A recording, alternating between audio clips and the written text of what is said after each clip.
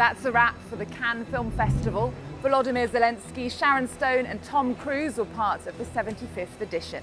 Let's find out who the jury chose as this year's best films in competition. Tout le jury, on a été extrêmement choqués par ce film. La Palme d'Or revient au metteur en scène de Triangle of Sadness. Ruben Östlund. Swedish director Ruben Östlund wins his second Palme d'Or at the 75th Cannes Film Festival for Triangle of Sadness, a social satire of the super rich and the world of luxury. I feel happy, of course. It's crazy. It's crazy. You know what I'm most happy of?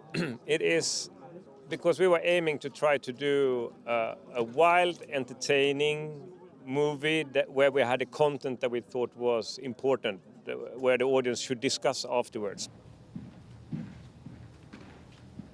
Can you relax your triangle of sadness? That's like between your eyebrows here. Okay. A little bit more. Okay. And open your mouth so you look a little bit more available. With his win, Ruben Östlund joins an exclusive club of double winners of the Golden Palme Award, among which includes the Dardenne brothers, who were crowned with a special prize for their film Tori and Lokita, a film that tells the tale of young immigrants in Belgium.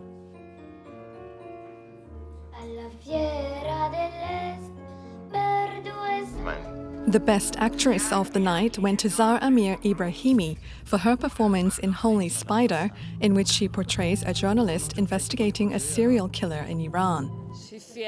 I am proud, moved, excited. I didn't expect it. It's a prize for acting.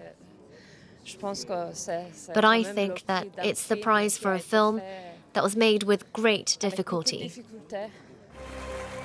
It was also a big night for Korean talent, with Park Chan-wook picking up Best Director for his mystery thriller Decision to Leave, and Parasite star Song Kang-ho taking home Best Actor for Hirosaku Koreeda's Broker.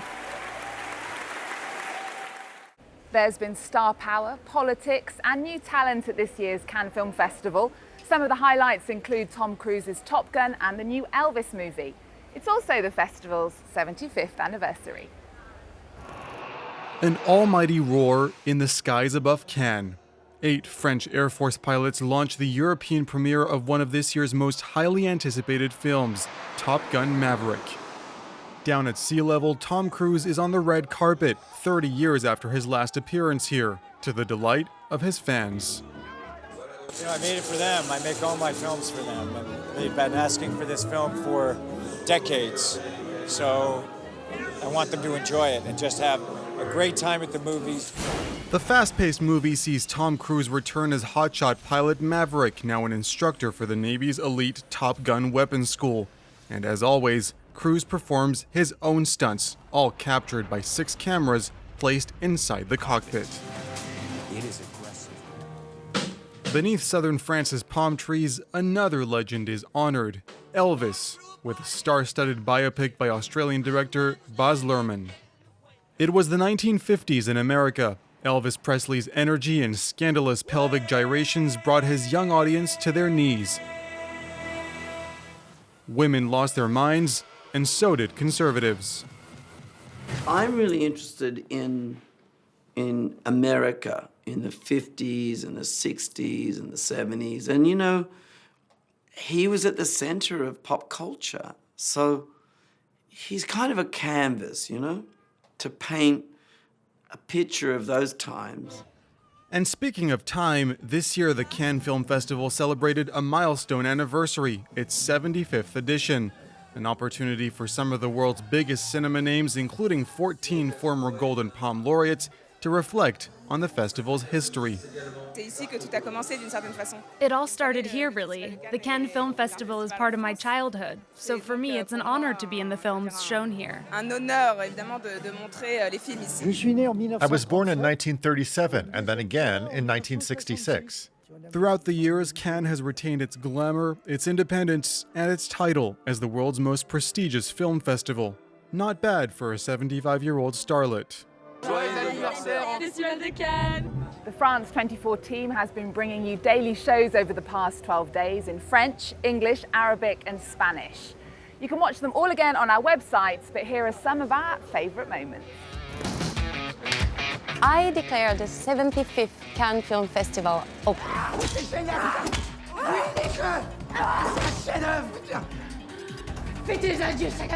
He was writing something about a movie, the set of a movie, a making of a movie.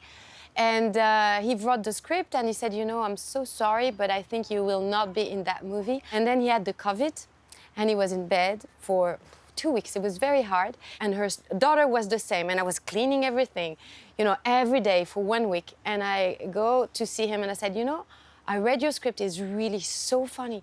The movie is going to be so good. I want to be in it. It's like, darling, if you think you can do it, just do it. Both of your daughters are in the business, Rainey and Margaret. What advice did you give them? You know, I've been giving them advice because I'm their mother. You know, that's what we do. Take good care of yourself, how to set limits, how to set boundaries. I did tell Margaret, and she was great at this, much better than me, watch movies, know directors, be familiar with it, know the art form, and know what you like. And I told her that once, and boy, did she. She just did it. I think you're offering to screw me. Well, that is definitely the one thing that I'm not offering to do. Excuse me. Is that polite enough for you? What advice would you give to young women coming into the business? Well, it's really interesting because I think the advice I would give today is really different to the advice I would have given 20 years ago. So 20, 25 years ago, I would have said, go for it, amazing, good on you.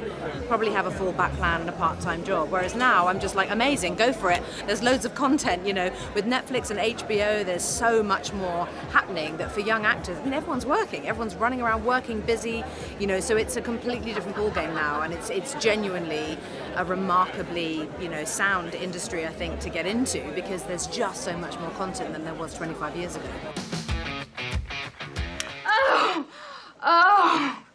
Oh, God. Oh.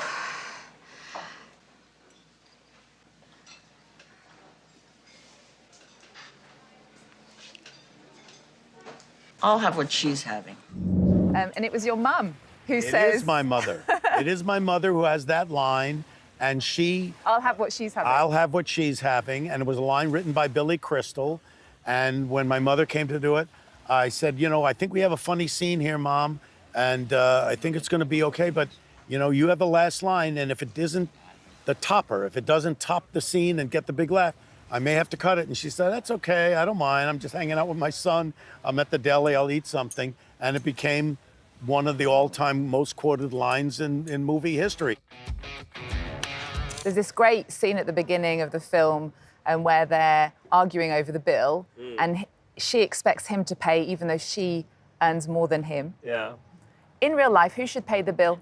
I want it to be equal. You know, that's me screaming that to my wife when we met 8 years ago. We had this fight in Cannes, and it was about the bill. And I put the 50 euro bill in the elevator shaft of Martinez. So you probably can find the 50 euro still there in the elevator shaft.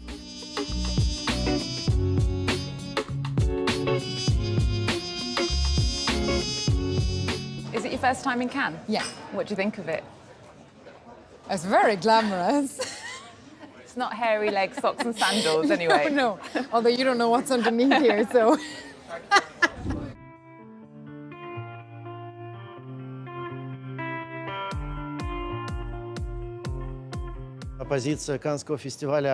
I find the stance of the Cannes Film Festival absolutely appropriate because today any official delegation representing the Russian Federation represents a fascist state.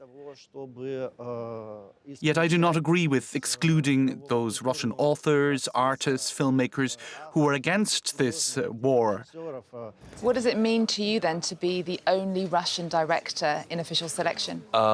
It means that we are fighting for Russian culture, cause Russian culture, I mean real Russian culture, not propaganda, not kind of coming from the state culture, but real Russian culture always is about human's life, is about how vulnerable people are, how fragile the human life is. So that's why the Russian culture always completely against war. Did you think twice about sort of addressing this tension between state security and religious powers in Egypt? Oh yeah, I thought 3 times and 4 times and 100 times, but what I have this rule.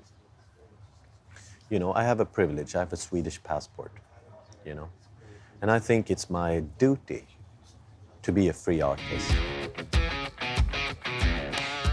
Sarwat Galani, hello. Hello. Congratulations. Now, this is the first time that Pakistan has a film at Cannes. Why do you think Pakistan hasn't been here before? I think, you know, in comparison to other industries, film industries, Pakistan is a very small film industry. So for us to imagine having a selection at Cannes was quite an impossible place to be. When you dare to dream, it can take you places, and Saim Sadiq did dare to dream, and here we are.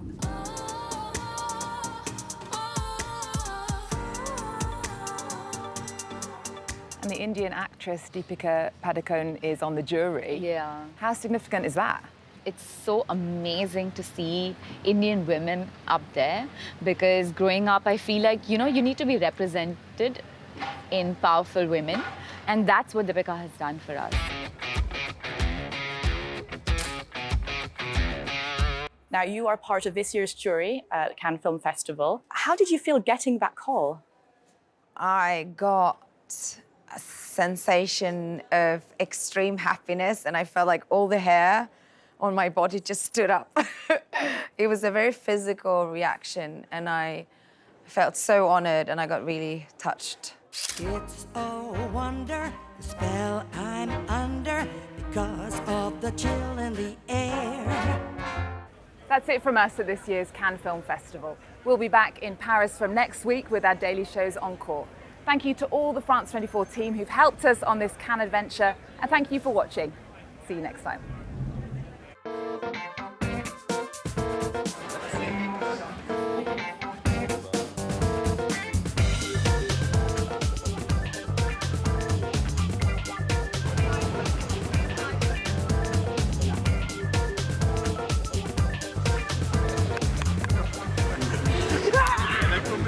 Hello. Le cap avec la mer, tu vois.